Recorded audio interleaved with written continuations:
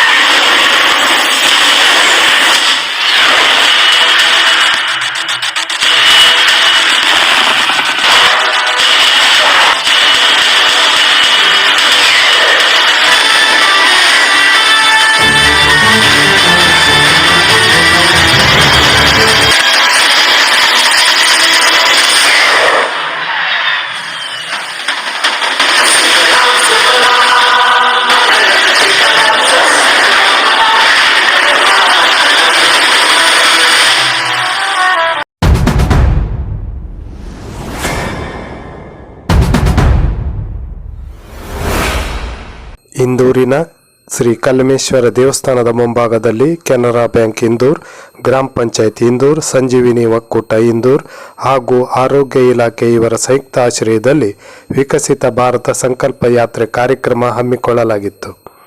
ಈ ಕಾರ್ಯಕ್ರಮವನ್ನು ಗ್ರಾಮ ಪಂಚಾಯತ್ ಅಧ್ಯಕ್ಷರಾದ ಶಶಿಧರ್ ಪರ್ವಾಪುರ್ ಉದ್ಘಾಟಿಸಿದರು.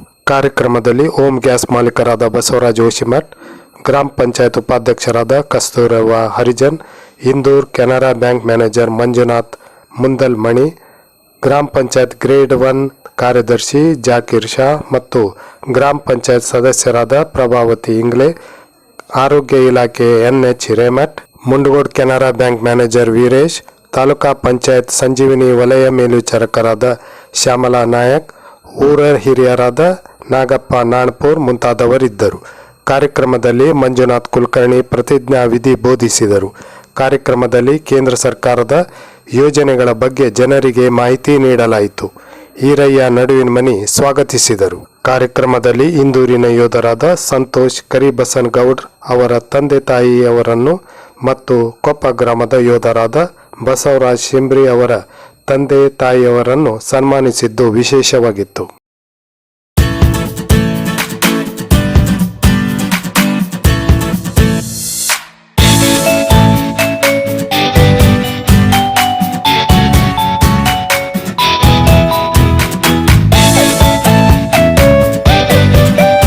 ನಿಖರ ನಿಷ್ಪಕ್ಷಪಾತ ಸುದ್ದಿಗಾಗಿ ರಾಜ್ ನ್ಯೂಸ್ ಲೈನ್ ಅನ್ನು ತಪ್ಪದೇ ನೋಡಿ.